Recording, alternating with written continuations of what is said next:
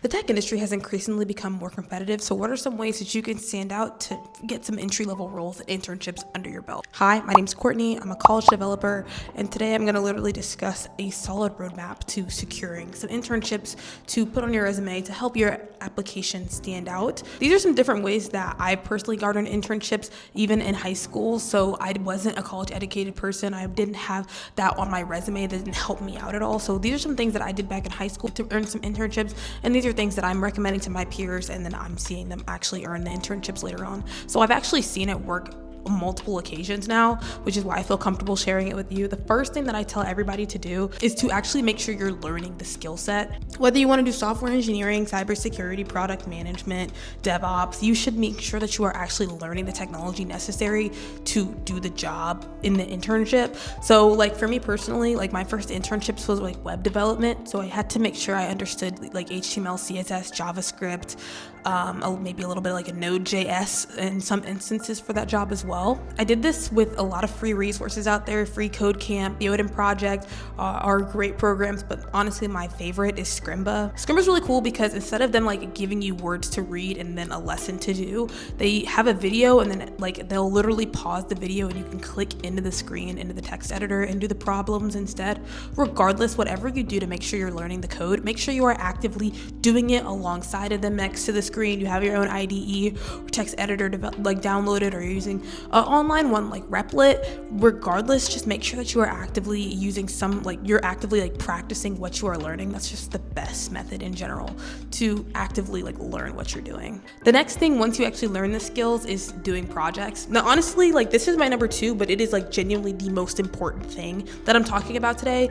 Doing projects genuinely helps you stand out in so many different ways. When you're doing projects, it helps you, one, actually make sure you know the skills that you practiced, and two, you could showcase the skills that you practice. If you are doing a dynamic calculator, or you are doing a portfolio of some sort, or like a static website for a company, or a one-pager portfolio for photography, whatever, these practice opportunities help you really refine your skill set and showcase your skill set to hiring managers. Across the board, having projects on your resume help you out significantly in the application project. Honestly, they help you out more than anything else I'm talking to you about today. Making sure that you understand the content that you are doing and then actively showcasing that with a project, that's honestly gold. Another thing that's kind of like synonymous to projects, in my personal opinion, is certifications. Now, once you go full-time, certifications are a little bit less like necessary unless they're like the CISSP or something for like cybersecurity, for instance. But like if you're going into like web dev or product management, there's no real need for you to get certifications when you're full-time. But when you're younger, it shows ambition, it shows drive outside of the normal workday, and it shows that you've learned the skills technically. Me personally, with most of the certifications that I've gotten, I actually watch the content, but I know so many people that just kind of skip through and get the certification at the end. It's kind of like some people like it, some people don't. It's up to your preference, which is why I still have it in here, because I think that certifications are good for the resume, especially for internships, because again, it shows that drive that you have. But just know that might not get you hired if you're just doing certification. You definitely need to do the projects. I think doing them in tandem definitely strengthen your resume so much more. Now, while some people say certifications are not necessary, that's specifically for like product management and software engineering. If you are going into cybersecurity, certifications definitely help you out. I recommend checking out getting like the CompTIA, A+, Security Plus certifications when you're just starting out. Those are just great ways for you to get some basic knowledge on like network security management as well.